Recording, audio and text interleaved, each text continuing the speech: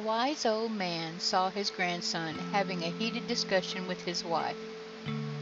He asked his grandson, "Why do you raise your voice when you are arguing with your wife?"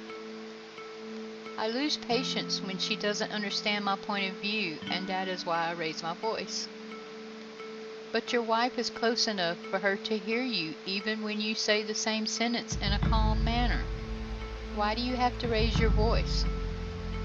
"I raise my voice so that my voice is heard, and I can also let out the steam by raising my voice."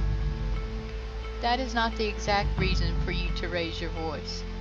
The real reason is that when you are angry with your wife, your heart moves away from her heart.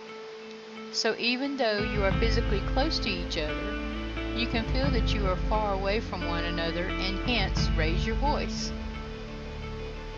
"If that is the reason for raising the voice, what do we do when we are in love?" The grandfather said, "When two people are in love, their hearts are close to each other. Even if you whisper softly, you both can hear very clearly. At such times, one can communicate with their loved ones even though the language of silence."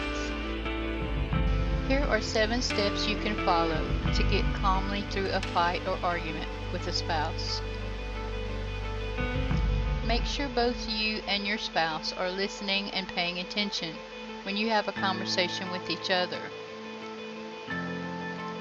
Don't yell at your spouse when you are trying to convey a message or talking to each other.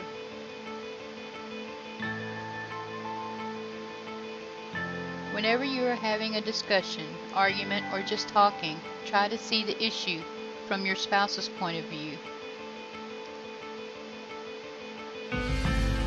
Clarify. Ask your spouse if they understand what you are trying to communicate with them.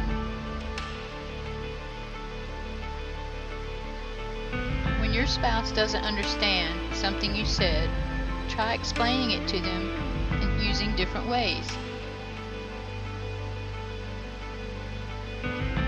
If you aren't making progress in communicating a thought, idea, a problem, or you begin to feel frustrated, take a break. Last but not least, rinse and repeat. Apply the above steps every time you communicate with your spouse. On a personal note, if you want to have a great relationship or marriage, learning how to communicate effectively with your spouse is a must. Because you can't succeed in marriage without effective communication. The key is to be open-minded, listen attentively, and have a lot of patience. Love each other, don't yell, and especially don't get physical. Open your ears and your heart and listen to each other. I have found from personal experience that each argument or fight does leave a scar.